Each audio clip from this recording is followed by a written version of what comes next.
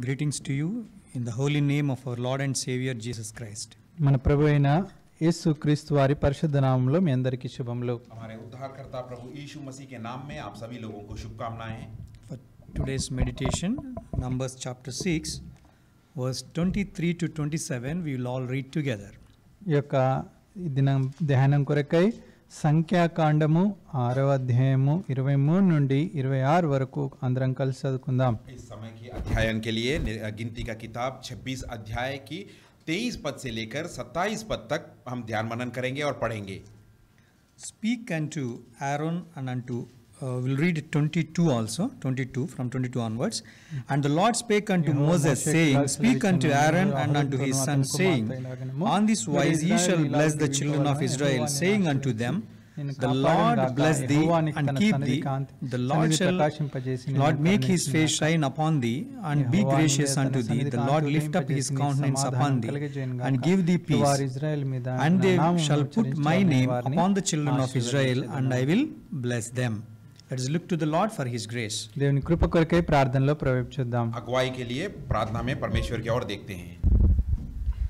Our loving Heavenly Father, gracious God, we thank thee, worship thee, Lord, for helping us to come to thine presence on behalf of Hebron Assembly, Abu Dhabi.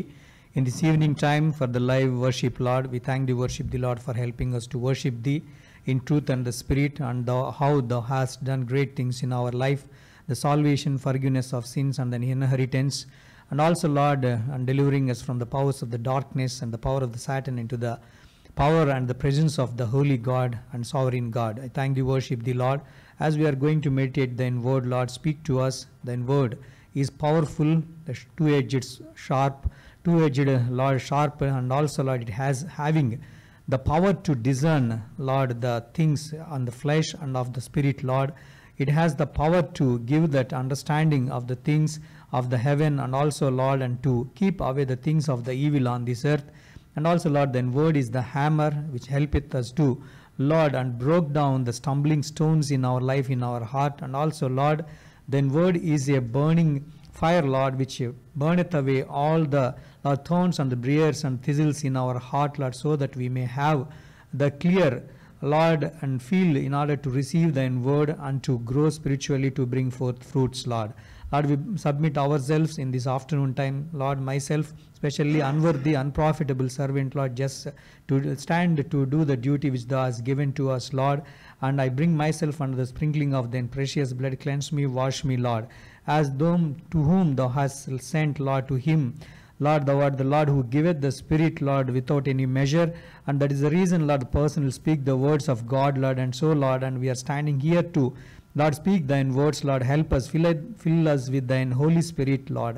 Also pray for thine children, thine brothers, Lord, those who are helping in the translation also, Lord. Give them the unction of thine Spirit, so that we all could speak the words in a proper way, Lord. We commit all the congregation to thine hands, and also, Lord, those who are listening away from this place to the YouTube and various channels, Lord, we commit to thine hands, Lord. And also take care of the internet connection, all the instruments which are being used for this broadcast, Lord. And also take care of them, those who are involved in entire this ministry, Lord, committing to thine hands, Lord, binding all the darkened forces of the Satan with the resurrection power. We ask this, pray with thanksgiving, in the highly exalted name of our Lord and Savior Jesus Christ. Amen.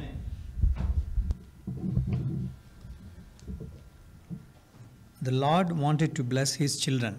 यहाँ पर हम देखते हैं परमेश्वर की इच्छा है उनकी प्रजा और उनके बच्चों को आशीष दे. దేవుడు తన ప్రజలను ఆశీర్వదించాలని కోరుతా ఉన్నారు. And he conveyed to Moses to say to Aaron and his children to speak these words to the congregation of Israel. और यही बात उन्होंने मूसा के द्वारा अहरोन और उसके पुत्रों को ये आज्ञा दी कि ये बातें जाके इस्राएल की प्रजा को बताओ या उनसे बातें करो. కాబట్టి ఈ యొక్క మాటలను మరి ఇజ్రాయెల్కి తెలియజేయాలని దేవుడు మోషేకు, అంతేకాక అహరోనుతో అతని కుమారుతో సెలవిస్తూ వచ్చారు. And the Lord's blessing and his protection in verse 24. అంతేకాకుండా 24వ వచనంలో ఆయన యొక్క ఆశీర్వాదం గురించి, ఆయన యొక్క కాపుదల గురించి చెప్తూ వచ్చారు. और हम यहाँ पर देखते हैं यहोवा की आशीषों के बारे में और उनकी रक्षा के बारे में. And his presence and his grace in verse 25. 25వ వచనంలో ఆయన యొక్క సన్నిధిని గురించి, ఆయన యొక్క మరి ప్రకాశాన్ని గురించి తెలియజేస్తూ వచ్చారు. और 25 पद में हम देखते हैं उनकी प्रकाश के बारे में, चमकाई के बारे में और उनकी अनुग्रह के बारे में. In verse 26 we can see his countenance and also the peace.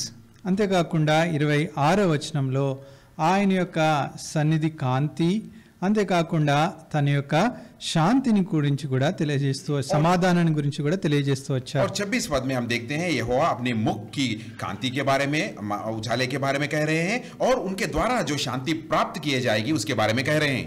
See, today for our meditation, you see here he in 24, 25, 26 it's addressing to one person. That means bless thee, like this we can find.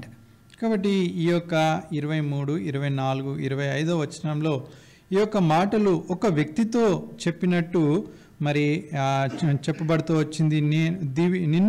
నిన్ను ఆశీర్వదిస్తాను, నిన్ను కాపాడుతాను అనేటువంటి మాటని ఇక్కడ చూస్తా ఉన్నాం. और यहाँ पर हमने जिन वचनों को पढ़ा है 22, 23, 24 और 25 तक अगर हम देखते हैं, ये बातें एक व्यक्ति को किया गया, एक व्यक्ति से कहा जा रहा है कि तुझे तुझे तुझे कहकर. But literally if you understand this is not one person, it is for the entire congregation of the children of Israel. అయితే మనం దీన్ని గమనించినట్టయితే ఇక్కడ ఒక్క వ్యక్తితో కాదు కానీ ఈ యొక్క ఒక్క వ్యక్తి ఈ ఇజ్రాయెల్ సంఘాన్ని అంతటిని కూడా, సమాజాన్ని అంతటిని కూడా వారందరితో కూడా దేవుడు మాట్లాడుతూ ఉన్నారు. और यहाँ पर अगर हम देखते हैं तो ये एक व्यक्ति के बारे में नहीं कहा गया, परंतु ये एक का मतलब है वहां का जो झुंड, पूरी इस्राएल की झुंड के बारे में कहा गया.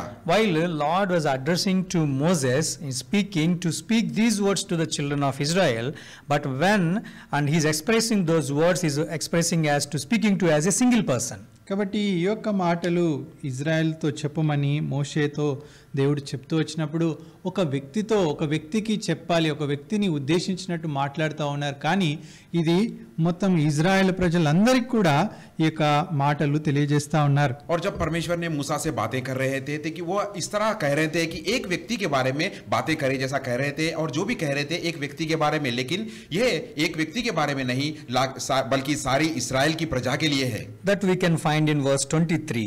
ఈ యొక్క విషయాన్ని 23వ వచనంలో మనం చూడొచ్చు. और ये बात को हम 23 पद में पा सकते हैं. See, there are more than 6 lakhs of people in the congregation. చూడండి, ఈ యొక్క ఇజ్రాయెల్ సమాజంలో దాదాపు 6 లక్షల కంటే ఎక్కువ మంది ఉన్నారు. और हम देखते हैं इस्राएल के झुंड में और उस समाज में 6 लाख से भी ज्यादा लोग वहां पर रहे. But God is addressing all of them and considering as one person. అయితే దేవుడు వీరందరినీ కూడా ఒక్క వ్యక్తిగా పరిగణిస్తూ ఒకరితో మాట్లాడినట్టు మాట్లాడుతూ ఉన్నారు.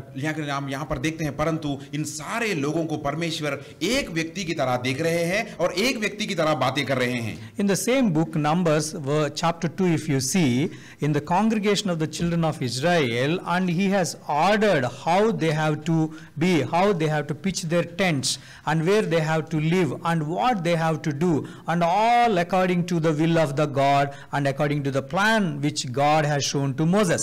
కాబట్టి ఇదే అధ్యాయం, ఈ యొక్క సంఖ్యాకాండం 2వ అధ్యాయంలో గమనించినట్టయితే యెహోవా మోషే అహరోనులకు సెలవిస్తూ వచ్చారు ఏ రీతిగా వారు ప్రత్యక్ష గుడారాన్ని వేయాలి, ఏ రీతిగా మరి ఇజ్రాయెల్ యొక్క ఆ యొక్క మరి 12 గోత్రాల వారు ఏ రీతిగా ఆ యొక్క ప్రత్యక్ష గుడారం చుట్టూ ఎక్కడెక్కడ వారి పాలెంలు ఉండాలి, వారు తమ గుడారంలు వేసుకోవాలి, అవన్నీ కూడా దేవుని యొక్క చిత్తానుసారంగా వారికి తెలియజేయబడుతూ వచ్చింది. और इसी गिनती की किताब 2रा अध्याय में हम देखते हैं परमेश्वर ने मूसा और अहरोन से इस बात का दर्शन दिया और इसे उन्हें दर्शाया कि किस तरफ उनकी तंबू रहना चाहिए, किस तरफ उनका परमेश्वर की जो सन्निधि उपस्थिति है रहना चाहिए, और उस तंबू के चारों ओर किस तरफ किस झुंड को रहना है, किस तरफ उनके डेरे डालना है. इन सारी बातें परमेश्वर की इच्छा के अनुसार उन्हें बताया गया.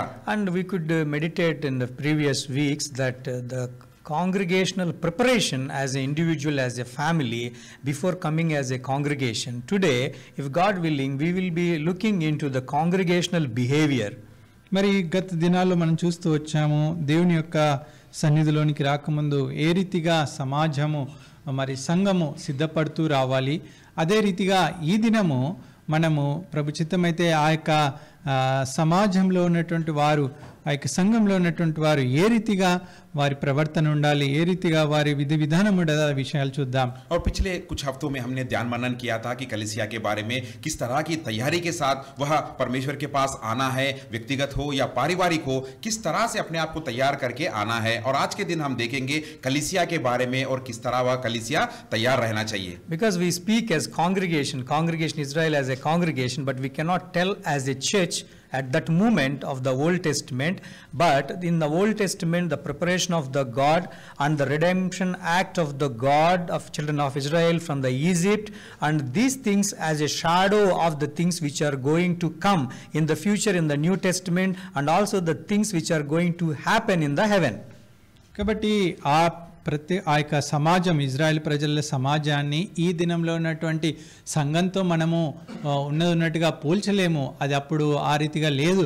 అయితే మరి ఏ రీతిగా అయితే ఇజ్రాయెల్ ప్రజలను ఆ యొక్క ఐగుప్తులో నుండి ఆ యొక్క విడిపించి వారికి ఇచ్చినటువంటి విమోచనను, ఆ యొక్క కానానుకు నడిపించినటువంటి విషయాన్ని మనం గమనంలోకి తీసుకుంటే, ఈ యొక్క సంఘం కూడా మరి సంఘంలో ఉన్నటువంటి వారిని విమోచించి ఆ యొక్క పరలోక రాజ్యానికి, ప్రభు యొక్క రాజ్యానికి ఏ రీతిగా సిద్ధపరుస్తూ ఉన్నారో దాన్ని మనం పోల్చుకోవచ్చు. और उन दिनों में इस्राएल की प्रजा को या समाज को हम एक कलीसिया की तरह नहीं कह सकते, क्योंकि वो कलीसिया की तरह नहीं था उन दिनों में. लेकिन हम जिस तरह से उनको मिस्र से उन्हें छुड़ाया गया, जिस तरह से उन्हें कनान की ओर ले आया गया, इन सारी बातों को अगर हम नए नियम की तरफ ले आकर अगर देखेंगे तो इन सारी प्रक्रिया के बारे में हम यहाँ पर समझ सकते हैं. And church means the group of called one. That is the reason children of Israel have been delivered and brought out from the bondage of the Egypt in the same way.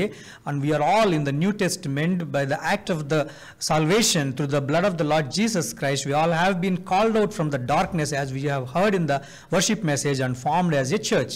కాబట్టి ఈ యొక్క సంఘం అంటే ఈ యొక్క విమోచింపబడినటువంటి, ప్రత్యేకింపబడినటువంటి జనము. మరి Israel ప్రజలను కూడా ఆ యొక్క బానిసత్వంలో నుండి, బందీలలో నుండి ప్రభు విమోచించి వారిని ప్రత్యేకపరిచి ఆ దాంట్లో నుండి వెలుపలికి తీసుకొచ్చి ఆయన సేవించే రీతిగా, అదే రీతిగా తన యొక్క సంఘంలో ఉన్నటువంటి విశ్వాసులను కూడా ఈ లోకంలో నుండి, పాపంలో నుండి ప్రభు మనం ఆరాధనలో వర్తమానంలో విన్నట్టు ఆ యొక్క చీకట్లో నుండి విమోచించి ప్రభు తన ప్రజలుగా, తన సంఘంగా ప్రభు చేసుకుంటూ వచ్చారు. और एक कलीसिया मतलब एक मंडली की मतलब यह है कि जिन लोगों ने परमेश्वर के द्वारा, उद्धार के द्वारा छुड़ाए गए सो, चुने गए सो लोग हैं. इसी तरह मिस्र से भी इन लोगों को छुड़ाया गया था.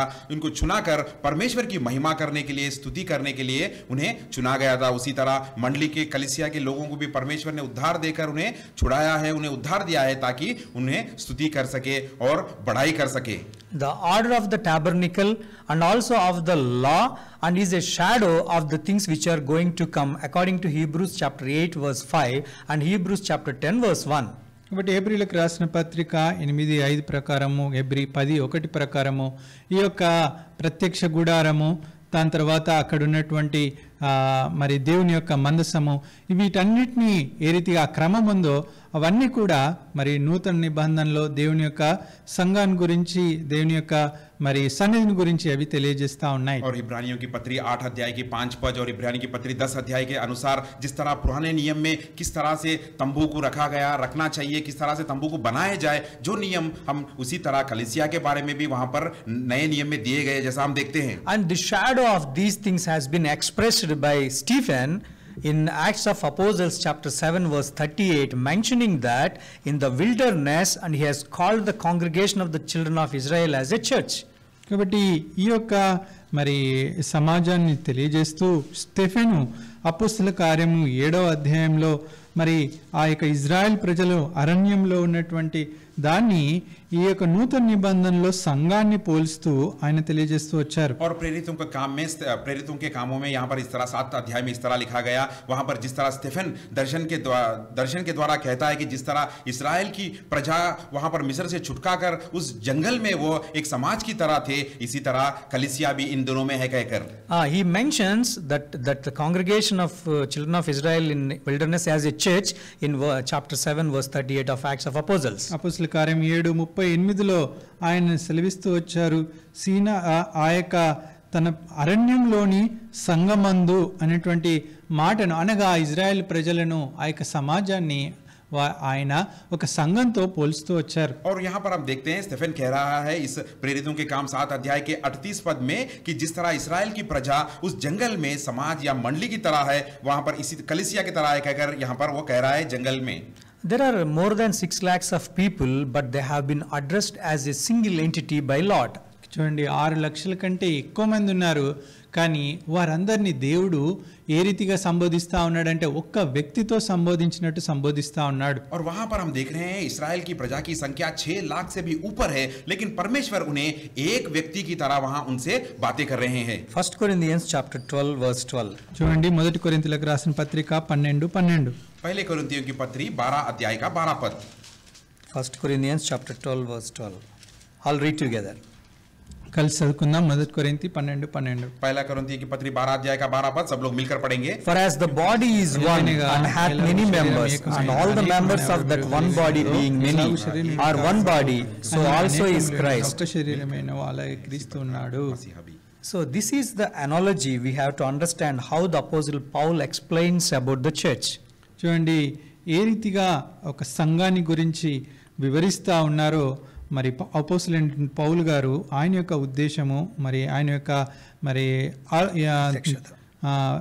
ప్రత్యక్షతను ఇక్కడ మనం చూడొచ్చు. और यहाँ पर हम देखते हैं इस 12 पद में जो प्रेरित पौलुस जी को वहां पर जो प्रत्यक्षता दिया गई थी उसके बारे में हम यहाँ पर देखते हैं. Body is one. చూడండి శరీరం ఒకటే. और यहाँ पर हम देखते हैं कि देह एक है. And hath many members. దానికి అనేకమైనటువంటి అవయవాలు ఉన్నాయి. और उसके अंग बहुत से हैं. And all the members of that one body.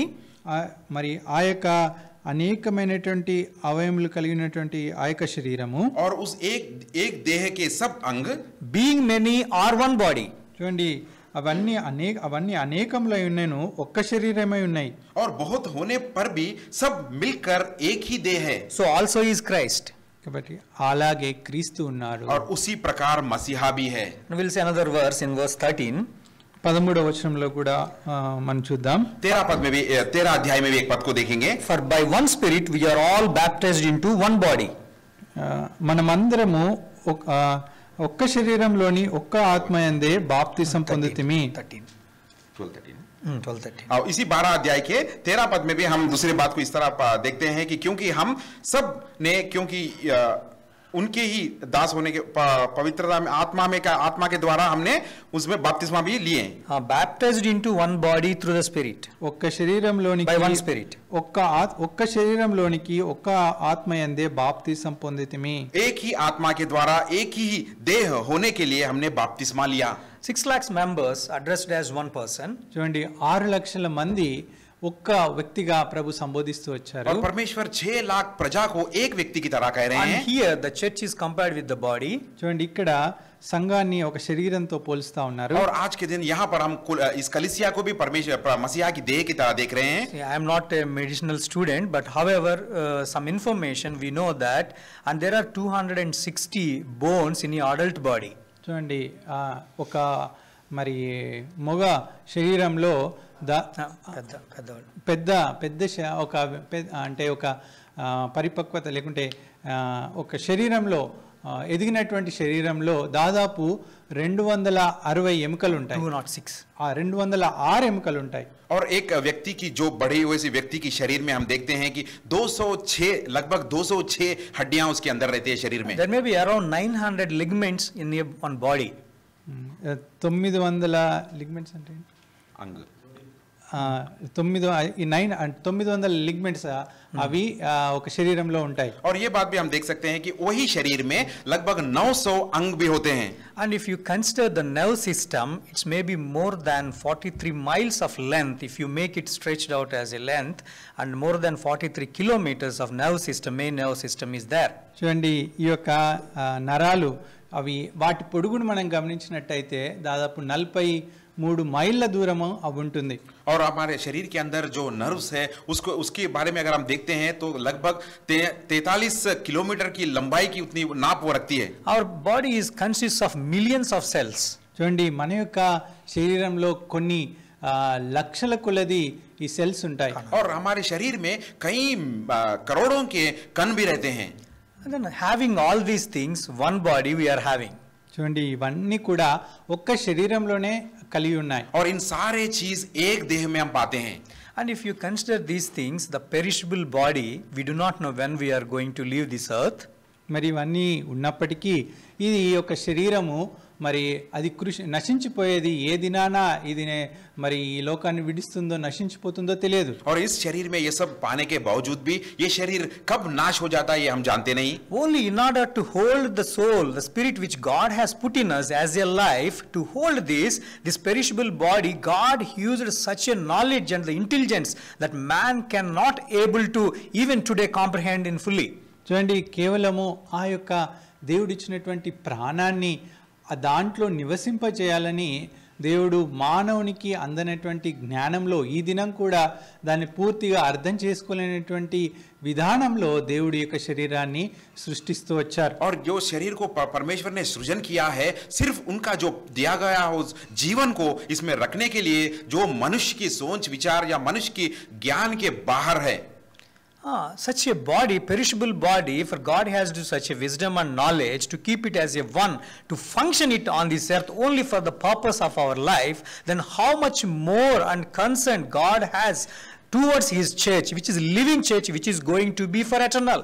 చూడండి, ఇలాంటి నశించిపోయేటువంటి శరీరం కొరకే దేవుడు అంత జ్ఞానం ఉపయోగించి అంత శక్తిని ఉపయోగించి దాన్ని సృజించి ఆ రీతిగా తన ప్రాణాన్ని పెట్టడానికి మరి చేస్తూ వచ్చారు. అలాంటిది యుగయుగాలు మరి దేవుని యొక్క రాజ్యంలో నివసింపబోయే ఆ యొక్క సంఘం గురించి దేవునికి ఎంత గొప్ప పట్టింపు ఉంటుందో గ్రహించండి. देखिए, इस नाश होने वाले शरीर के लिए परमेश्वर उस छोटी सी जो जीवन उनके द्वारा हमें मिली है उसे रखने के लिए कितना महान ज्ञान, जो सोच विचार के अधिक, जो ज्ञान के अधिक भी हम सोच नहीं सकते, वह ये रखने के लिए वो इतना प्रयास किए हैं. तो सोचिए उनकी कलीसिया, जो जीवित कलीसिया कहकर कहा गया, उसे अनंत काल तक रहने वाली कलीसिया के लिए वो क्या कुछ कर सकते हैं. Even today, if you are able to understand my body, how it is functioning, how I am living on this earth, how great is my God that he has created such a things and he is keeping me intact, then if I understand this, and it is easy to understand the church. చూడండి, ఈ దినాన ఏ రీతిగా దేవుడు నా శరీరాన్ని ఉంచారు, ఏ రీతిగా ఆ శరీరంలో నా ప్రాణాన్ని ఉంచారు, దేవుడు ఏ రీతిగా నన్ను ఈ లోకంలో జీవింపజేస్తా ఉన్నారు, ఈ యొక్క విషయాన్ని నేను అర్థం చేసుకోగలిగితే మరి దేవుని యొక్క సంఘాన్ని గురించి కూడా నాకు అర్థం చేసుకోవడం సులువు అవుతుంది. अगर आज के दिन इस वक्त में अगर आप ये सोच विचार करेंगे या इसे समझ पाओगे कि किस तरह मेरा शरीर कार्य कर रहा है, किस तरह मेरे शरीर में जीवन है और किस तरह मैं कार्य कर पा रहा हूं, कहकर ये बातों को अगर आप समझ पाओगे, सोच कर पाओगे, तो कलीसिया के बारे में और किस तरह कलीसिया चल रही है इसके बारे में समझना भी आपके लिए आसान होगा. I felt ashamed when God brought me these thoughts in my life, how much foolish I am. Even I am not able to understand and praise God for my body, what is function, then what is my position in the Christ to understand the church and his sacrifice? కాబట్టి ఈ విషయాల్ని నేను దేవుడు నా దృష్టిలోకి తెచ్చినప్పుడు, నేను దీని గురించి ఆలోచించినప్పుడు ఎంతో సిగ్గుపడుతూ వచ్చాను. ఎందుకంటే ఈ విషయాలను బట్టి నేను నిజంగా దేవుడు నాకు ఇచ్చినటువంటి ఇక ప్రాణం, దేవుడు నాకు ఇచ్చినటువంటి ఈ దేహము, ఆయన తయారు చేసిన విధానం, వీటన్నిటిని ఆలోచించి ఆయన్ను ఆరాధించలేనటువంటి స్థితిలో ఉండగా మరి ఆయన యొక్క సంఘము, ఆయన యొక్క క్రీస్తు అనేటువంటి ఆ సంఘం గురించి మరి నేను ఏమని ఆలోచించగలను. और जिन ये बातें जब मेरे मन में आए थे, इस तरह की सोच विचार मेरे मन में, मेरे सोच विचार में आने के बाद मैं बहुत ही शर्मनाक महसूस किया कि क्या मैं जो परमेश्वर जिस तरह मुझे सृजन किया है, जिस तरह मेरी शरीर कार्य कर रहा है, उसके अंदर जीवन है, इसके बारे में तो मैं कभी सोचा ही नहीं और इसके बारे में कभी उनको धन्यवाद भी नहीं किया. तो क्या मैं कलीसिया के बारे में सोच सकता हूं? क्या कलीसिया के प्रति मैं क्या कर सकता हूं? If really God's look upon me in serious mode, the way I understand his creation and myself, and even I am not eligible to utter the word church from my mouth. కాబట్టి నిజంగా దేవుడు నా వైపు చూసినట్టయితే, నేను అర్థం చేసుకున్న విధానం కానీ, నేను జీవిస్తున్న విధానం కానీ చూసినట్టయితే ఆ సంఘం గురించి, ఆ సంఘము అనేటువంటి పదాన్ని ఉచ్చరించడానికి కూడా యోగ్యత లేదు. और अगर परमेश्वर मुझे मेरे प्रति देखें और जिस तरह मैं उनके बारे में मैं समझ पाऊं, तो मैं अपने आप को इस तरह महसूस करता हूं कि मेरे जीवन में कलीसिया कहकर मेरे मुंह से कहने का भी मैं लायक नहीं हूं. But it's wonderful thing that God is gracious that we are also among them, those who are more than 6 lakh people in the congregation of Israel. Similarly today, no one knows the number of saved souls, but we are also part of that, the universal church as one body.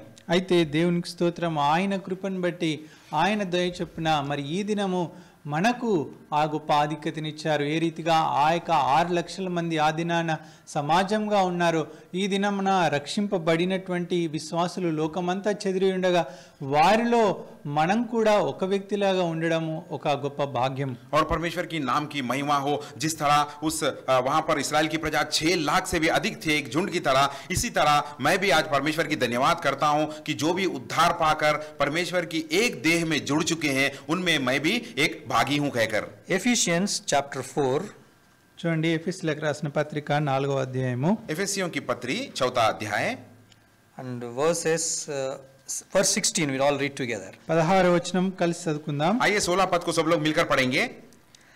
From whom the whole body fitly joined together and compacted by that which every joint supplieth according to the effectual working in the measure of every part, maketh increase of the body unto the edifying of itself in love. తనకు క్షేమాభివృద్ధి కలిగినట్లు శరీరమునకు అభివృద్ధి కలిగజేయుచున్నది. As when the members of the body, as we have seen, all members become as one body, and all these members working together for the edification of the church. చూడండి, ఈ సర్వ శరీరము చక్కగా అమర్చబడి ఉంది. ప్రతి అవయవము తన పరిమాణం చొప్పున పనిచేస్తూ ఉన్నాయి. ఇవన్నీ కూడా మరి ఆ యొక్క శరీరానికి ఈ యొక్క అవయవాలన్నీ కూడా క్షేమాభివృద్ధి కలుగునట్లు అవి పనిచేస్తూ ఉన్నాయి. और यहाँ पर हम देख रहे हैं एक देह में किस तरह के सारे अंग जुड़े गए हैं, किस तरह से उनकी क्रम में रखा गया, और इसके द्वारा जिससे शरीर की महिमा के लिए वो कार्य कर रहे हैं. And members are many and working together. చూడండి, ఈ యొక్క అవయవములు అనేకమై ఉన్నాయి, అయితే అవన్నీ కూడా కలిసి పనిచేస్తూ ఉన్నాయి. और यहाँ पर हम देखते हैं कई सारे अंग हैं, लेकिन वो सारे अंग एक होकर काम कर रहे हैं. The transmission capacity of the signals from one point to another point is more times better than the incidents occurs in this world. చూడండి, ఒక అవయానికి ఇంకొక అవయానికి మరి ఆ యొక్క అనుసంధానమై వాటి మధ్య ఉండేటువంటి ఆ యొక్క వేగాన్ని మనం గమనిస్తే ఈ లోకంలో ఉన్న వాటికంటే అది ఎన్నో రెట్లు ఎక్కువగా ఉన్నది. और यहाँ पर हम देखते हैं जो एक अंग से दूसरे अंग तक जो कार्य होता है, जो वो जिस तरह से वो है जाता है, ये इस दुनिया के कार्यों से कहीं ज्यादा अधिक तेज है वो. But here one thing we have to understand, function is individual. చూడండి, ఇక్కడ ఒక విషయం అర్థం చేసుకోవాలి, ఈ యొక్క పని చేయడం అనేటువంటిది వ్యక్తిగతమైనది. और यहाँ पर हम देखते हैं ये जो अंग काम कर रहा है वो व्यक्तिगत रूप से काम कर रहा है, working together, అయితే కలిసి పని చేయడం, और व्यक्तिगत से कर रहा है लेकिन मिलकर कर रहा है. And similarly, when we are in a church as a members of a church as one body, focusing upon the Lord Jesus Christ, అయితే మనము సంఘంలో ఉండి ఒక్కటిగా పనిచేస్తూ ఆ క్రీస్తుపై మన గురి కలిగి ఉండడం, और हम कलीसिया में रहकर एक अंग की तरह काम करते हुए हमारी नजर मसीहा पे रखे तो. and first thing is focusing on Lord Jesus Christ, functioning individually, working together. చూడండి, క్రీస్తుపై దృష్టి ఉంచడము, మరి వ్యక్తిగతంగా మరి విధులు నిర్వహించడము, కలిసి పనిచేయడం. और हमारा जो नजर है मसीहा के ऊपर बनाए रखे हैं, और हम व्यक्तिगत रूप से काम कर रहे हैं और कलीसिया से मिलकर काम कर रहे हैं. And this is what God is expecting. This is the congregational behavior. ఇది సంఘం యొక్క మరి ప్రవర్తన అని చెప్పొచ్చు. ఇదే దేవుడు మన నుండి కోరుతా ఉన్నాడు. और यही कलीसिया का क्रम है, और इसी क्रम को करना परमेश्वर की इच्छा है. There is much more there in the word of God. Even 0.5% we are not discussing. One of the point that the behavior and how we have to function in the house of God. చూడండి, దేవుని వాక్యంలో ఎంతో దీని గురించి మరి తెలియజేయబడతా వచ్చింది. దీని గురించి 1% కూడా మనం చూడట్లేదు. అయితే దీంట్లో ఒక్క విషయం అనగా సంఘం యొక్క ప్రవర్తన, ఆ యొక్క విషయాన్ని మనం చూస్తా ఉన్నాం. और परमेश्वर के वचन में कलीसिया के क्रम के लिए कई सारी बातें लिखी गई. उन सारी बातों को हम तो ध्यान नहीं कर सकते, लेकिन उस क्रम का एक भाग को हम ध्यान करेंगे. The statement we have to remember, focus on the Lord Jesus Christ, function individually, work together. చూడండి, ఈ యొక్క విషయాన్ని, ఈ యొక్క మాటను గుర్తుపెట్టుకోవాలి.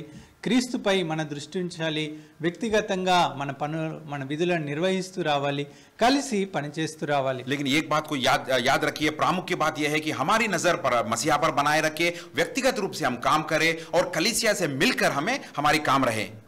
And one more verse we will see from Ephesians chapter 1 verses 22 and 23. ఇంకొక మాట మనం చదువుకుందాం. ఎఫెసీయులకు రాసిన పత్రిక మూడో అధ్యాయము chapter 1 verses 22-23. ఒకటో అధ్యాయము 22-23. और एक वचन को हम देखते हैं इफिसियों की पत्री पहला अध्याय के 22 और 23 पद से।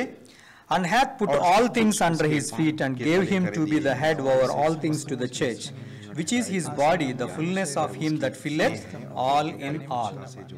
See, the body of the Christ, the church, where the fullness of the God dwelleth.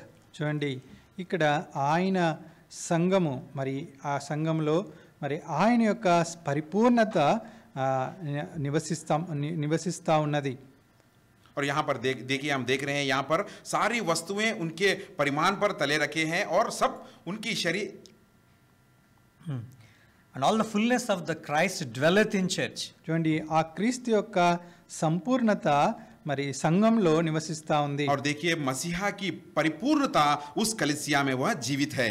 And the thought and the preparation of the church is to be in the likeness of Christ when it meets in the second coming with the Lord Jesus Christ. కాబట్టి సంఘము దాని యొక్క మరి తయారవ్వడము, దాని యొక్క సిద్ధపాటు ఏ రీతిగా ఉండాలంటే, అది ఎప్పుడైతే క్రీస్తును మనం కలుసుకుంటామో మరి ఆయనను పోలి మనం ఉండాలి. और कलीसिया की तैयारी किस तरह रहना चाहिए? जब दोबारा हम मसीहा को मिलने जाते हैं तो उनकी तरह हमारी तैयारी भी होनी चाहिए. And how a ordinary human being in the flesh can become like Christ? చూడండి, ఒక వ్యక్తి మన వలె ఈ యొక్క శరీరంలో ఉంటూ ఏ రీతిగా క్రీస్తు వలె కాగలం? और एक साधारण व्यक्ति शरीर में होते हुए किस तरह वो मसीहा की तरह बदल सकता है? Yes, but at the same time the word of God says that the fullness of Christ dwelleth in the church. అయితే అదే సమయంలో దేవుని యొక్క వాక్యం సెలవిస్తా ఉంది, ఆ యొక్క క్రీస్తు యొక్క పరిపూర్ణత సంఘంలో నివసిస్తా ఉంది. और इसीलिए वचन यहाँ पर कह रहा है कि मसीहा की परिपूर्णता पूर्ण रीति से उस कलीसिया में रह रही है. Individual cannot fulfill all the requirements to have the fullness of Christ. చూడండి, ఒక వ్యక్తిగతంగా ఆ యొక్క క్రీస్తు యొక్క సంపూర్ణతను ఒక వ్యక్తి తనకు తాను परिपूर्ण చేయలేడు. और एक व्यक्ति जो मसीहा की पूर्णता है या परिपूर्णता है, उस एक व्यक्ति उसे पूरा नहीं कर सकता. This will be fulfilled together as a congregation. అయితే సంఘంగా ఈ యొక్క విషయాలను కలిసి మరి నెరవేర్చగలం. और कलीसिया के साथ रहते हुए कलीसिया के साथ ही एक होकर हमें इस कार्य को पूरा कर सकते हैं. In the process everyone will attain the likeness of Christ, but only on that our individual practical exercise with the word of God and with the help of the Holy Spirit. కాబట్టి వ్యక్తిగత జీవితంలో మన యొక్క మరి ఆ యొక్క దేవుని యొక్క వాక్యాన్ని మరి చదవడం, దాన్ని అభ్యసించడం ద్వారా మరి ఈ యొక్క విషయాన్ని మరి సంఘంగా కూడా మనం చేయగలం. और व्यक्तिगत जीवन में परमेश्वर की वचन को ध्यान करते हुए हम अभ्यास करते हुए हमारे व्यक्तिगत जीवन के द्वारा इस उजाले को हम दर्शा सकते हैं. And the Holy Spirit will help us how to behave in order to have that likeness individually as together as a congregation. కాబట్టి పరిశుద్ధాత్మ దేవుడే మనకు ఈ విషయంలో ఏ రీతిగా ప్రవర్తించాలో, ఏ రీతిగా నడుచుకోవాలో, వ్యక్తిగతంగాను సంఘంగాను ఏ రీతిగా జీవించాలో నడుచుకోవాలో తెలియజేస్తూ ఉంటుంది. और केवल पवित्र आत्मा ही हमें अगुवाई देगी या सिखाएगी कि व्यक्तिगत होकर और कलीसिया से जुड़कर किस तरह हमें कार्य करना है. And this we can understand little bit from the prayer of the Lord Jesus Christ, where he mentioned that these are that them those who you have given to me. కాబట్టి ఈ విషయాలను కొంచెం మనము అర్థం చేసుకోవాలంటే యేసు క్రీస్తు ప్రభువారు చేసినటువంటి ప్రార్థనలో మనం చూడొచ్చు, వీరు నీవు నాకు ఇచ్చినటువంటి వారు అని ప్రార్థిస్తా ఉన్నారు. और यह बात को समझने के लिए हम एक वचन की ओर हम जाते हैं, वहां पर जहां पर मसीहा कह रहे हैं कि इन लोगों को जिन लोग के बारे में वो कह रहे हैं, इन लोग जो तुम्हारे आपके द्वारा मुझे मिले हैं, दिए गए. And we'll try to understand this little bit. ఈ యొక్క విషయాన్ని కొద్దిగా మనం అర్థం చేసుకోవడానికి ప్రయత్నిద్దాం. और इस बात को समझने के लिए थोड़ी कोशिश करेंगे हम. And in my church my brother is given by God to me. చూడండి, నా సంఘంలో నా యొక్క సహోదరుడు దేవుని చేత నాకు ఇవ్వబడ్డాడు. और मेरी कलीसिया में ये भाई परमेश्वर के द्वारा मुझे दिए गए. And now this brother is not like only just named by Samson and Chandrasekhar, but this brother is from God. He has placed it near to me in this church. It is God who has kept here. కాబట్టి ఈ యొక్క వ్యక్తి మరి ఈయనను నాకు ఇచ్చారు అంటే ఇది కేవలము దేవుడు నాకు ఈయనను సమీపంగా నిలబెట్టారంటే దేవుడు నాకు ఈయనను అనుగ్రహిస్తూ వచ్చారు. और इसका मतलब यही है कि इस भाई को मुझे ने दिया गया और मेरे बाजू ठहराए गए. मतलब ये एक भाई नाम के द्वारा ही नहीं लेकिन परमेश्वर के द्वारा वो मेरे साथ ठहराए गए. Because I am not in the fullness of the Christ. మరి నేను క్రీస్తు యొక్క పరిపూర్ణతలో లేను. और मैं देखा गया तो मैं मसीहा की परिपूर्णता में मैं नहीं हूं. I have many weaknesses or the faults in me. మరి నాలో అనేకమైనటువంటి మరి బలహీనతలు తప్పులు ఉన్నాయి. और मेरे जीवन में कहीं ज्यादा कमी घटियां और कमजोरियां हैं.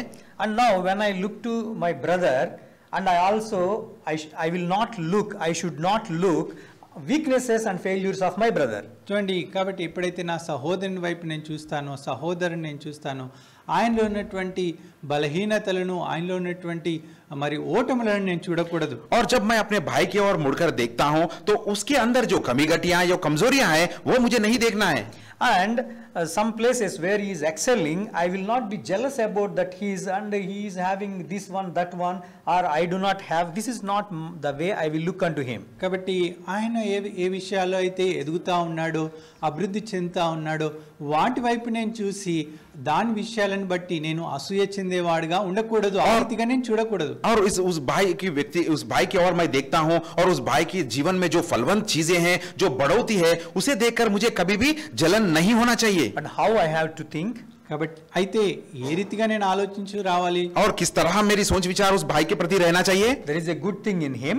ఆయనలో మంచి విషయం ఉంది. और उनके अंदर ये अच्छाई है. And there is a good thing in him, in brother Franklin. और ఇంకొక మరి సహోదరునిలో ఇంకొక మంచి విషయం ఉంది. और दूसरे भाई की ओर देखता हूं तो ये भाई में कोई अच्छाई है. There are the good things in brother Job and brother David and brother Samuel. All of them. Everyone has many good things in them. కాబట్టి ఈ రీతిగా సంఘంలో ఉన్నటువంటి ప్రతి సహోదరుడు వారి విషయాల్లో ఒక్కొక్క మంచితనము, ప్రతి ఒక్కరిలో ఒక్కొక్క మంచితనం ఉంది. और इसी तरह कलीसिया में जो भी भाई लोग जुड़े हैं उन सारे भाइयों में कुछ कुछ अच्छी चीजें परमेश्वर के द्वारा रखे गए. If I compare 10 people, చూడండి 10 మందిని నేను పోల్చుకుంటే और 10 भाइयों को मैं इकट्ठा कर अगर देखूंगा तो all these 10 characters are not in me. మరి ఈ 10 మందిలో ఉన్నటువంటి గుణ లక్షణాలు నాలో లేవు. और उन 10 भाइयों में जो गुण लक्षण है वो मुझ में नहीं है. You examine yourself, you will understand this. కాబట్టి ఒక్కవేళ మీరు పరీక్షించుకోవాలంటే మిమ్మల్ని మీరు పరీక్షించుకోండి, మీరు పరీక్షించి చూడండి, మీరు దీన్ని అర్థం చేసుకోగలరు. आप अपने आप को ये सारी बातों को ध्यान रखते हुए अपने आप को जांच कर परखिए, आप समझ पाओगे.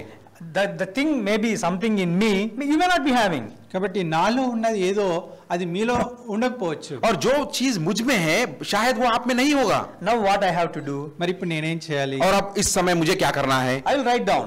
మరి నేను రాసుకోవాలి. और मैं उस चीज को लिख लूंगा. The good thing in brother Franklin. మరి సహోదరు ఫ్రాంక్లిన్ లో ఉన్న మంచితనం. और इस भाई में जो अच्छाई है उसे मैं लिख लूंगा. He is very hard worker. మరి చాలా I am telling truth. He is very hard worker. చాలా కష్టపడి పనిచేస్తాడు. और मैं ये बात कहता हूँ कि ये भाई बहुत ही मेहनती है. And brother Samson. మరి సహోదరుడు ఇంకొక సహోదరుడు is very sincere. మరి చాలా సిన్సియర్ గా ఉంటాడు. और भाई सैमसन के बारे में मैं कहता हूँ कि ये बहुत ही सीधे भाई हैं. Brother Job. సహోదరుడు జోబ్ గురించి. और भाई जोब के बारे में a lot of patience. మరి చాలా దీర్ఘశాంతం. और भाई के अंदर बहुत ही सहन शक्ति है. And likewise everyone is having which I don't have. So what I have to do? I have to learn these things from them. కాబట్టి ఈ రీతిగా ప్రతి ఒక్కరి వ్యక్తిలో ప్రతి ఒక్కరికి ఒక్కొక్క వ్యక్తిత్వం, ఒక్కొక్క మంచి గుణ లక్షణము మనం చూడొచ్చు. అవి నాలో లేవు కాబట్టి వారి నుండి నేను నేర్చుకోవాలి. और इन सारी गुण लक्षणों को मैं दूसरे भाइयों में देखता हूं कि इन सारी बातें मेरे अंदर नहीं है, तो इन सारी बातों को उनमें देखने के बाद मुझे क्या करना चाहिए? उन बातों को सीखना चाहिए. No, I am not telling like message like hypocrite. Maybe I am not express outwardly, but every day I will do this. కాబట్టి ఏదో నేను ఒక వేషధారినిగా ఇవన్నీ కూడా చెప్పట్లేదు, కానీ వీటన్నిటిని నేను అనుదినం కూడా అభ్యసిస్తా ఉంటాను. और इन सारी बातें मैं खाली अपने सोच विचार के साथ या वेश धारणा के साथ नहीं कह रहा हूं, लेकिन मैं जो भी चीज देखता हूं उसे मैं लिख लेता हूं. Some good thing is there one brother, I will try to learn that. మరి ఒక సహోదరునిలో ఏదైనా మంచి విషయం ఉన్నదంటే దాన్ని నేను నేర్చుకోవడానికి ప్రయత్నిస్తాను. अगर मैं किसी भाई में कुछ अच्छापन देखता हूं तो उसे सीखने की कोशिश करता हूं. And likewise when all the members of the body will do like this, then all will come automatically as the days moves, we all come with the likeness of the Christ with all good things. కాబట్టి ఈ రీతిగా అందరం కూడా చేస్తున్నట్టయితే సమయం గడిచిన కొలది దినాలు గడిచిన కొలది ప్రభు యొక్క రాకడ దినంలో మరి ఆయన యొక్క క్రీస్తు యొక్క స్వరూపంలోనికి మనం మార్చబడే దిశగా వెళ్ళేవారంగా ఉంటాం. इसी तरह हम सारे लोग मिलकर इस कार्य को करते रहेंगे, इसे अभ्यास करते रहेंगे, तो जिस दिन मसीहा आने वाले दिन में हम परिपूर्ण से बदलावट लेके आकर उजाले में उनके स्वरूप में आ जाएंगे. Romans chapter 12 చూడండి రోమిలకు రాసిన పత్రిక 12వ అధ్యాయము रोमियों की पत्री 12 अध्याय verse 5. 5వ వచనం 5 पद. All read together. కలిసి చదువుకుందాం. सब लोग मिलकर पढ़ेंगे. Romans chapter 12 verse 5. We'll all read together. రోమా 12:5 కలిసి చదువుకుందాం. रोमियों की पत्री 12 अध्याय 5 पद सब लोग मिलकर पढ़ेंगे. So we being many are one body in Christ and everyone members one of another. अंग है. అవయములమై ఉన్నాము. Here now we'll have to concentrate one word, that everyone members one of another. చూడండి అనేకులమైన మనము మరి ఒకరికొకరము ప్రత్యేకంగా అవయములై ఉన్నాము. और यहाँ पर जिस तरह कहा गया है, हम तो बहुत ही लोग हैं, लेकिन मसीहा में हम एक होकर एक दूसरे के अंग है कहकर. One of another. తెలుగులో చాలా బాగుంది. ఒకరికొకరు. These members of the body are one for other. కాబట్టి ఈ యొక్క ఒకరికొకరు తెలుగులో రాయబడతా వచ్చింది అనగా ఒకరు ఇంకొకరి కొరకు. और यहाँ पर जिस तरह तेलुगु में अच्छा लिखा हुआ है कि एक दूसरे के लिए कहकर. This is the subject which we are going to see 5 things on this. One another, how we have to be, we have to have some functions in the house of God. కాబట్టి ఈ యొక్క Very quickly we will see. 5 విషయాలు క్లుప్తంగా వీటి గురించి ఒకరికొకరు ఏ రీతిగా ఉండాలి అనేటువంటి దాన్ని చూద్దాం. और एक दूसरे के लिए हम किस तरह रहना चाहिए, इस बात पर 5 बातों को हम बहुत जल्दी से ध्यान करने की कोशिश करेंगे. This word only between wife and husband. I am for you, you are for me. ఒకరికొకరు. ఇది only we use there. కాబట్టి చాలాసార్లు మనం ఈ మాటను ఒకరికొకరం అనేటువంటి మాటను కేవలము మరి వైఫ్ అండ్ హస్బెండ్ భార్య భర్తల మధ్యలో మనం చూస్తాం. और ये बात हम जब अपने ध्यान में आता है कि एक दूसरे के लिए, मतलब ये एक दूसरे के लिए मतलब सिर्फ पति और पत्नी के लिए ही है. And as we many times meditate on this and the family system and the marriage, now we have seen our body, all things is representing the body of the Christ and reminding us every day and what is the body of the Christ, which is church. కాబట్టి ఇవన్నీ కూడా ఒక కుటుంబము, ఒక శరీరము, ఒక మరి భార్య భర్తలు, ఇవన్నీ కూడా మరి క్రీస్తును మరి ఆయన యొక్క సంఘాన్ని ఏ రీతిగా మనం ఉండాలో ఇవన్నీ కూడా తెలియజేస్తా ఉన్నాయి. और हम यहाँ पर देख रहे हैं कि एक परिवार, एक पति और पत्नी या एक देह के बारे में ये सारी बातें किस तरह कलीसिया या मसीह को दर्शा रहे हैं. Now we are going to see one another how we have to be. కాబట్టి ఒకరికొకరు ఏ రీతిగా ఉండాలో ఆ విషయాలు 5 విషయాలు చూద్దాం. और हम अब देखेंगे एक दूसरे के लिए हम किस तरह रहना चाहिए, इसके बारे में 5 बातें हम ध्यान करेंगे. John chapter 13 verse 14. We'll all read together. చూడండి యోహాను సువార్త 13:14 కలిసి చదువుకుందాం. యోహాना का सुसमाचार 13 अध्याय का 14 पद. आइए सब लोग मिलकर पढ़ेंगे. We'll all read together. सब लोग मिलकर पढ़ेंगे. If I then, your Lord and Master, have washed your feet, ye also ought to wash one another's feet. ఒకరి పాదములను ఒకరు కడగవలసినదే.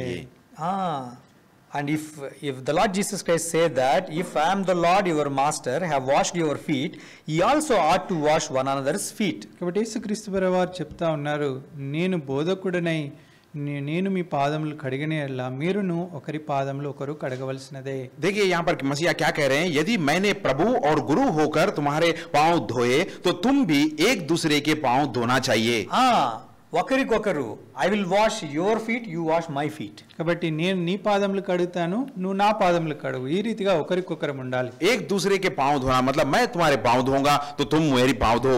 It's not that I will demand, I am washing your feet, oh you have to wash my feet. It's not that demanding, but it is automatic. We will wash, we will together. This is understanding. I will wash your feet and you will say same thing, I will wash your feet. కాబట్టి ఇదేదో మరి ఖచ్చితంగా చేయాలి అని నేను కడుగుతున్నాను కాబట్టి నువ్వు నన్ను కడగమని, నేను కడుగుతున్నాను కానీ నువ్వు నా పాదములు కడగమని ఆ రీతిగా జబర్దస్త్గా చేయడం కాదు. కానీ కేవలము మరి ఇది ఒక అర్థవంతంగా మరి నేను చేస్తా ఉన్నాను, నేను కూడా చేస్తాను అనేటువంటి అర్థవంతంగా చేస్తూ రావాలి. और यहाँ पर समझने वाली बात यह है कि मैं तुम्हारे पैर धो रहा हूं तो ये जरूरी है तुम मेरे भी पैर दो, लेकिन इस तरह जरूरी नहीं है, लेकिन यह इस तरह की सोच विचार के साथ हमें यह करना है. That means serving each other. అనగా ఒకరికొకరము మనము సేవ చేసుకోవడం. और इसका मतलब यही है कि हम एक दूसरे की सेवा कर रहे And हैं with humility, with humbleness, serving each other. కాబట్టి తగ్గింపుతో దీన మనసుతో ఒకరికొకరము సేవించుకోవాలి. और अपने आप को कमी करते हुए नम्रता में इस तरह की सेवा हमें करना चाहिए. Washing of feet means what? It is the complete humbleness. Even we will not put our legs in others' chappals. Because there may be mud in that, so we will hesitate to put. చూడండి, ఒకరి పాదాలు ఒకరు కడుక్కోవడం అంటే ఎంత తగ్గింపు ఉంటే ఆ రీతిగా చేయగలం. మనము ఒకవేళ ఇంకొకరి చెప్పులు వేసుకోవాలన్నా కూడా మనము దూరంగా ఉంటామంటే అందులో ఏదైనా వేరే దుమ్ము ధూళి అవన్నీ ఉంటాయేమో, ఎందుకు ఆయన చెప్పులు నేను వేసుకోవాలి అని అనుకుంటాం. देखिए, एक दूसरे के पैर धोने का मतलब, देखिए पैर धोने का मतलब उसमें कितनी नम्रता उसमें दिखाई पड़ रही है. कई बार तो हम इस तरह सोचते हैं कि दूसरे की चप्पल पहनने से पहले उस चप्पल को देखते हैं कि कितनी गंदगी उस चप्पल में है, कहकर पहनते भी नहीं हम. Galatians 5:13. చూడండి, గలతీయులకు రాసిన పత్రిక 5వ అధ్యాయం 13వ వచనం. गलतियों की पत्री 5 अध्याय का 13 पद. We'll all read together. కలిసి చదువుకుందాం. सब लोग मिलकर पढ़ेंगे. For brethren, ye have been called unto liberty. Only use not liberty for an occasion to the flesh, but by love serve one another. प्रेम के साथ एक ప్రేమ दूसरे से కలిగి बनो. ఒకనికొకడు దాసులై ఉండుడి. We have to be as a servant of others. కాబట్టి మరి ఒకరికొకరము దాసులుగా ఉండాలి. और एक दूसरे के लिए हमें दास बनकर रहना है. And we have to serve like a servant. కాబట్టి ఏ రీతిగా సేవించాలంటే ఒక దాసుని వలె సేవించాలి. और किस तरह की सेवकाई हमें आगे बढ़ाना है कि एक दास किस तरह सेवा करता है, उस तरह We have to serve like Jesus Christ. According to Philippians chapter 2 verse 7, he took the form of the servant, he has left everything and come down to serve us. చూడండి, మనము క్రీస్తు వలె సేవించే వారంగా ఉండాలి. మరి ఆయన మరి ఈ లోకంలోనికి దాసుని స్వరూపం ధరించుకొని ఈ లోకంలోనికి వచ్చి ఒక దాసునిగా మన కొరకు సేవ చేస్తూ వచ్చారు. और हम भी मसीहा की तरह सेवा करना चाहिए. मसीहा जो एक दास बनकर सेवा करने के लिए इस धरती पर आए, हम भी उसी तरह दास बनकर सेवा करना चाहिए. Secondly, రెండవదిగా दूसरी बात, John chapter 13 verse 34. చూడండి, యోహాను సువార్త 13వ అధ్యాయం 34వ వచనం. యోహాना का सुसमाचार 13 अध्याय का 24 पद. We all read together. కలిసి చదువుకుందాం. माफ कीजिए, सब लोग मिलकर पढ़ेंगे 34 पद. A new commandment I give unto you, that ye love one another as I have loved you, that ye also love one another. ఒకరినొకరు ప్రేమింపవలెను. And we have to love each other. కాబట్టి మనము ఒకరినొకరం ప్రేమించేవారిగా ఉండాలి. और हम एक दूसरे से प्रेम करने वाले रहना चाहिए. This is a commandment. ఇది ఆజ్ఞ. और ये परमेश्वर की ओर से आज्ञा है. But how to love? ఏ రీతిగా ప్రేమించాలి? और हमें किस तरह प्रेम करना है? As Christ loved us. ఏ రీతిగా క్రీస్తు మనల్ని ప్రేమించో ఆ రీతిగా ప్రేమించాలి. किस तरह प्रेम जताना है? जिस तरह मसीहा ने हमारे प्रति प्रेम जताया. How Christ loved me? ఏ రీతిగా క్రీస్తు నన్ను ప్రేమించాడు? और किस तरह मसीह ने मुझसे प्रेम जताया? Because of my merits. మరి నాలో ఉన్న మంచితనాన్ని బట్టా? क्या मेरे अंदर जो अच्छी है उसके बारे में उसको देखकर? Because of my talent. నాలో ఉన్నటువంటి ఆ యొక్క తలాంతులను బట్టా? क्या मेरे अंदर जो टैलेंट है उसे देखकर? Because of my goodness. మరి నాలో ఉన్నటువంటి మంచితనాన్ని బట్టా? या क्या मेरे अंदर जो अच्छाई है उसे देखकर? Or because of my background.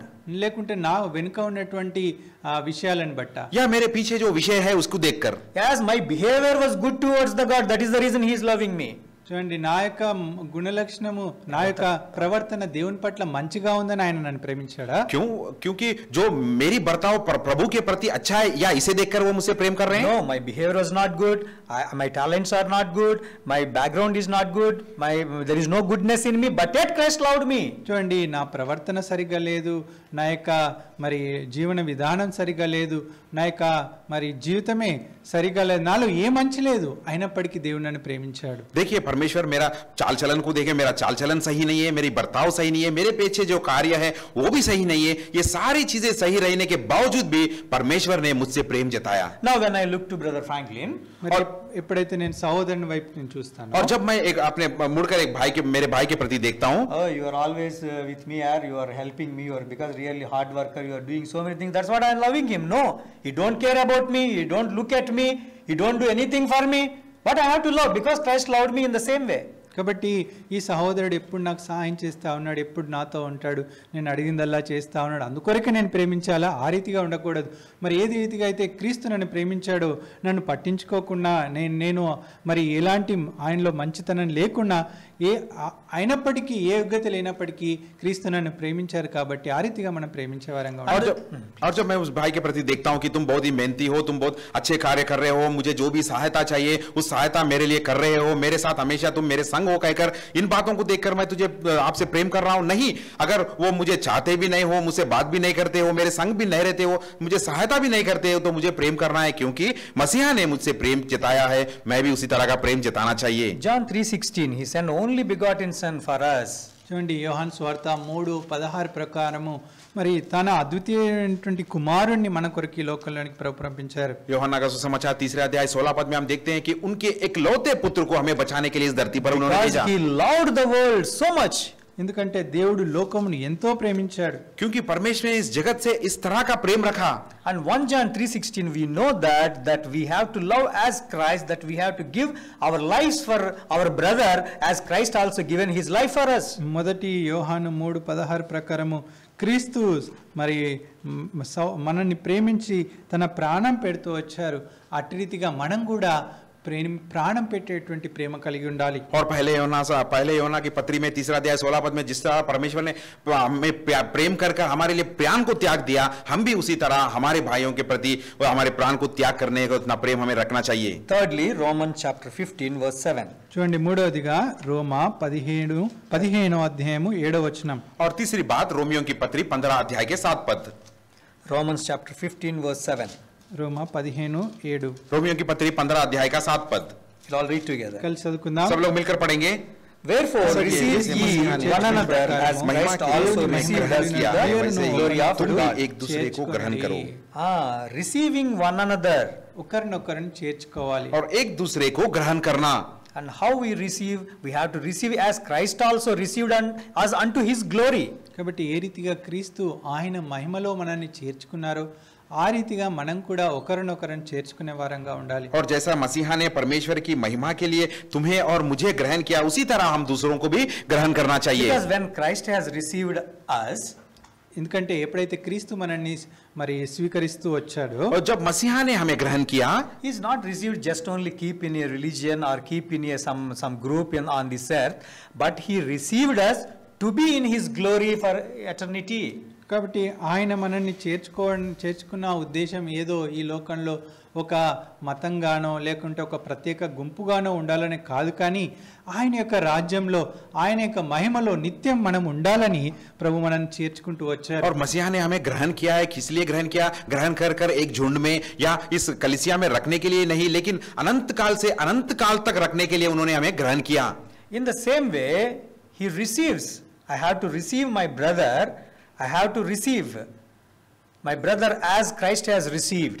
కాబట్టి ఏ రీతిగా క్రీస్తు నన్ను చేర్చుకుంటూ వచ్చారో నా యొక్క సహోదరుని కూడా నేను చేర్చుకుంటూ రావాలి.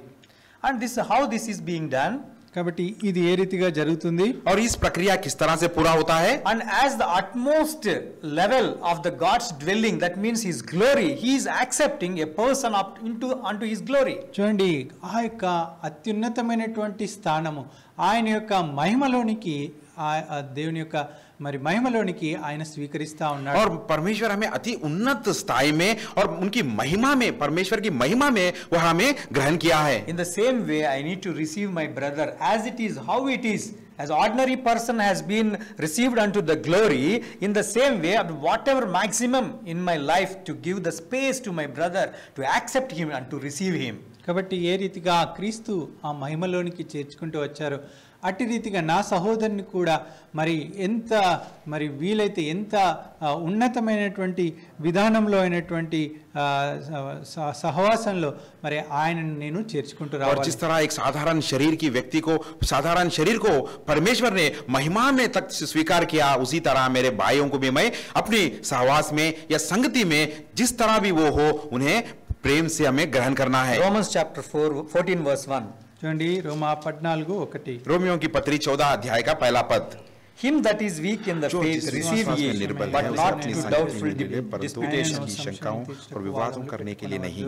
My brother is weak in faith, but yet there is no level of that one. I have to receive, I have to accept him as Christ has accepted me and received me. కాబట్టి నా యొక్క సహోదరుడు విశ్వాస విషయంలో బలహీనుడైనాడు, అయినప్పటికీ కూడా క్రీస్తు ఏ రీతిగా నన్ను మరి చేర్చుకుంటూ వచ్చాడో అట్టి రీతిగా సహోదరుని కూడా నేను చేర్చుకుంటూ రావాలి. और शायद हम देखते हैं मेरा भाई विश्वास में निर्बल हो गया है, निर्बल है, तो हमें इसे देखना नहीं है जिस तरह मसीहा ने मुझे ग्रहण किया उसी तरह मेरे भाई को भी मैं निर्बलता में भी मैं ग्रहण करना चाहिए. We could see three things. One is serve one another, second thing is love one another, and third thing is receive one another. కాబట్టి మూడు విషయాలు చూస్తూ వచ్చాము. ఒకరినొకరం మనం సేవించుకోవాలి, ఒకరినొకరం ప్రేమించుకోవాలి, ఒకరినొకరం చేర్చుకుంటూ రావాలి. तीन बातों के बारे में हमने ध्यान किया है, एक दूसरे के लिए सेवा करना, एक दूसरे के साथ प्रेम रखना जताना, और तीसरी बात एक दूसरे की सेवा करना. Fourth one, Galatians chapter 6 verse 2.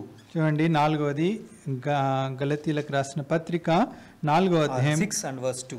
6వ అధ్యాయం 2వ వచనం. और चौथी बात को हम देखेंगे गलतियों की पत्री 6 अध्याय के 2 पद में. All read together. కలిసి చదువుకుందాం. सब लोग मिलकर पढ़ेंगे. Bear ye one another's burdens, so is fulfill the law of इसी Christ. प्रकार నెరవేర్చుడి. पूरा करो. Bear ye one another's burdens.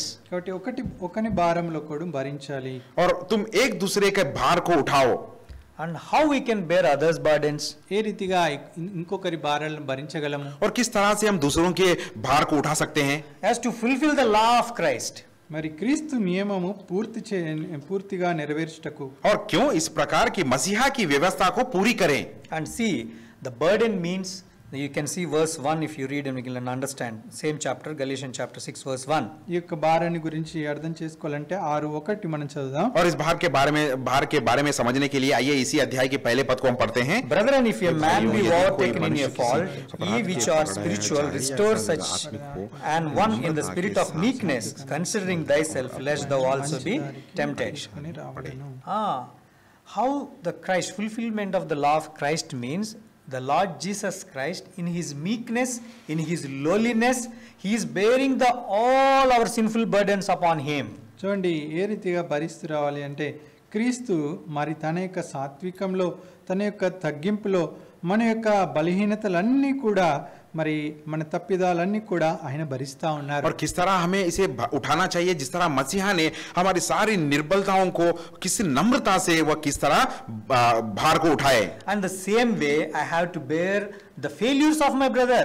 కాబట్టి ఆ రీతిగానే నా యొక్క సహోదరుని యొక్క తప్పిదములు నేను భరిస్తూ రావాలి. और इसी तरह मेरे भाई के प्रति भी उनकी सारी कमी घटियों को, उनके अपराधों को मुझे सहना है. How the Christ has taken my failures and my faults because he is meek and lowly. కాబట్టి ఏ రీతిగా క్రీస్తు నా యొక్క భారాలను తీసుకోగలుగుతూ వచ్చాడంటే ఆయన మరి తగ్గింపు కలిగినటువంటి వాడు, ఆయన సాత్వికుడు కాబట్టి. और किस तरह मसीहा ने मेरे सारे भार को उन पर ले लिया क्योंकि वह नम्र में थे, इसीलिए. And I will bear the burden of the fault of my brother and he will bear the fault and burden of myself. చూడండి, నా సహోదరుని యొక్క తప్పిదాలు నేను భరిస్తాను, నా యొక్క తప్పిదాలు సహోదరుడు భరిస్తాడు. देखिए, मैं मेरे भाई के अपराधों को मैं अपने भार पर उठा लूंगा ताकि वो मेरे अपराधों का भार वो उठाए. And fifthly and finally, ఐదవదిగా చివరిదిగా, और पांचवी बात और आखिरी बात, Colossians chapter 3 verse 3. చూడండి, కొలస్సీలకు రాసిన పత్రిక 3వ అధ్యాయం 3వ వచనం. कुलुस्सियों की पत्री 3 अध्याय का 3 पद. Colossians chapter 3 verse 3. కొలస్సీ 3:3. कुलुस्सियों की पत्री 3 अध्याय का 3 पद. Before that we will read one verse. Ephesians 4 chapter 4 verse 2. ఇంకొకటి దీనికంటే ముందు చదువుదాం. Ephesians chapter 4 verse 2. ఎఫెసీ 4:2. और इससे पहले हम एफेसियों की पत्री 4 अध्याय से 2 पद को पढ़ेंगे. पहले We'll all read together. కలిసి చదువుకుందాం. सब लोग मिलकर पढ़ेंगे. మీరు పిలువబడిన With all lowliness and meekness, with long suffering, forbearing one another in एक love. दूसरे की सहलो. Forbearing, we have previously seen bearing one another, now forbearing one another. కాబట్టి మనం ఇంతకు ముందు భారం భరించడం చూస్తూ వచ్చాం. ఇక్కడ దీర్ఘశాంతంతో మనము సహిస్తూ రావాలి. और यहाँ पर पहले तो हमने किस तरह से उनके भार को उठाना है उसके बारे में देखे हैं. यहाँ पर हम देख रहे हैं और धीरज धरकर प्रेम के साथ एक दूसरे को सहलो कहकर. Forbearing one another in love. ఒకరికొకడు సహించుచు, ప్రేమతో సహించాలి. और धीरज धरकर प्रेम के साथ एक दूसरे को सहो. And how this can be done, as Christ also did for us. కాబట్టి ఏ రీతిగా చేయగలం, క్రీస్తు కూడా ఈ రీతిగా మరి చేస్తూ వచ్చారు. और इसे किस तरह हम कर सकते हैं, क्योंकि मसीहा ने हमारे प्रति किया है. And Colossians chapter 3 verse 13. చూడండి కొలస్సీలకు రాసిన పత్రిక 3వ అధ్యాయం 13వ వచనం. आइए कोलोसियों की पत्री 3 अध्याय 13 पद की ओर जाते हैं. We'll all read together. కలిసి చదువుకుందాం. सब लोग मिलकर पढ़ेंगे. Forbearing one another and forgiving one another. If any man have a quarrel against any, even as Christ forgave you, so also do ye. तुम्हारी अपराधों को क्षमा किए. How you have to forbear one another and forgive one another in the way that Christ has forgiven us. చూడండి, ఒకని ఎడల ఒకడు సహించుచు ఒకని ఎడల ఒకరినొకడు క్షమించుడి, ప్రభువు మిమ్మల్ని క్షమించలాగిన మీరు క్షమించుడి. देखिए, एक दूसरे के दोष को तुमने सहन करना है और उसे क्षमा करना है, जिस तरह मसीहा ने तुम्हें सहन कर कर क्षमा की. And forgiving means, కాబట్టి క్షమించడం అంటే, और क्षमा करने का मतलब, if my Lord thinks that okay Chandrasekhar, you have done this mistake, you have to be punished. If he says I would have died long back. ఒకవేళ దేవుడు నాన్న గురించి చెప్పారనుకోండి, నువ్వు ఈ పాపం చేసావు, నువ్వు నీ శిక్ష అనుభవించాల్సిందే అంటే నేను ఎప్పుడో చనిపోయి ఉండేవాడిని. देखिए, अगर मसीहा ने मेरे प्रति कहा है कि तुमने इस अपराध को किया है और इस अपराध के लिए तुम्हें दंड मिलना चाहिए, अगर ये दंड मुझे मिलने वाला है तो मैं कब का मर चुका होता. But he is forgiving me every day. అయితే అనుదినం కూడా నా ప్రభు నన్ను క్షమిస్తా ఉన్నాడు. परंतु वह हर दिन मुझे क्षमा कर रहे हैं. Whenever I am going to him, he is forgiving me. ఎప్పుడైనా ఆయన దగ్గరికి వెళ్తే ఆ సమయంలోనే ప్రభు నన్ను క్షమిస్తా ఉన్నాడు. और जब भी मैं उनके पास जाता हूं तो वह मुझे क्षमा करने के लिए तैयार है. He is forbearing whatever I am doing against him. మరి ఆయనకు విరోధంగా నేను ఏం చేస్తున్నప్పటికీ నా ఆయనలా దీర్ఘశాంతంతో సహిస్తా ఉన్నాడు. और उनके प्रति, उनके खिलाफ मैं जो भी कर रहा हूं वह मुझे सह रहे हैं. In the same way, అదే రీతిగా और इसी प्रकार I have to forbear my brother and brother have to forbear me. నేను నా సహోదరుని సహించాలి, నా సహోదరుడు నన్ను సహించాలి. और इसी तरह मैं अपने भाई को भी सहना चाहिए और मेरा भाई मुझे भी सहेगा. Many parts in the body but working as together and functioning individually. కాబట్టి అవయములు అనేకములు అయితే వ్యక్తిగతంగా కార్యాలు నిర్వహిస్తూ కలిసి పనిచేయడం. और जिस तरह अंग बहुत है और व्यक्तिगत रूप से कार्य कर रहे हैं लेकिन मिलकर कार्य कर रहे हैं. And as we read in Romans chapter 12 verse 5, చూడండి రోమిలకు రాసిన పత్రిక 12వ అధ్యాయము 5వ వచనం ప్రకారం, और जिस तरह रोमियों की पत्री 12 अध्याय के 5 पद में हमने पढ़ चुका है, so we being many are one body in Christ and every one members one of another. చూడండి అవయములుండి ఈ యొక్క అవయములన్నీ అనేకులమైనటువంటి మనము క్రీస్తులో ఒక్క శరీరంగా ఉండి ఒకరికొకరము ప్రత్యేకంగా అవయములమై ఉన్నాము. वैसे ही हम जो बहुत है मसीहा में एक देह होकर आपस में एक दूसरे के अंग है. We are for one another. కాబట్టి మనము ఒకరికొకరం అయి ఉన్నాం. और आपस में हम एक दूसरे के अंग है. Let us serve one another. మనం కాబట్టి ఒకరికొకరం మనం సేవించుకుందాం. आइए एक दूसरे के प्रति हम एक दूसरे के लिए सेवा करेंगे. Let us love one another. ఒకరినొకరం ప్రేమించుకుందాం. और एक दूसरे के साथ प्रेम जताए रखेंगे. Let us receive one another. ఒకరినొకరం చేర్చుకుందాం. आइए एक दूसरे को ग्रहण करेंगे. Let us bear the burdens one another. ఒకరినొకరు భారాలు భరిస్తాం. और एक दूसरे के भार को हम सहेंगे. Let us forbear one another. ఒకరినొకరము సహించుకుందాం. और धीरज धरकर एक दूसरे को हम सहेंगे. For all the example is Christ, as Christ did, and we have to. కాబట్టి మనందరికీ క్రీస్తే ఉదాహరణ. ఏ రీతిగా యేసు క్రీస్తు వారు చేస్తూ వచ్చారో అటు రీతిగా మనం చేసేవారం. और हमारे लिए इन सारी बातों के लिए मसीहा ही हमें उदाहरण है. जिस तरह उन्होंने हमें ग्रहण किया है उसी तरह हम भी करना चाहिए. May God bless this portion. దేవుడి వాక్యాన్ని దీవించును. परमेश्वर इस वचन को आशीष दें.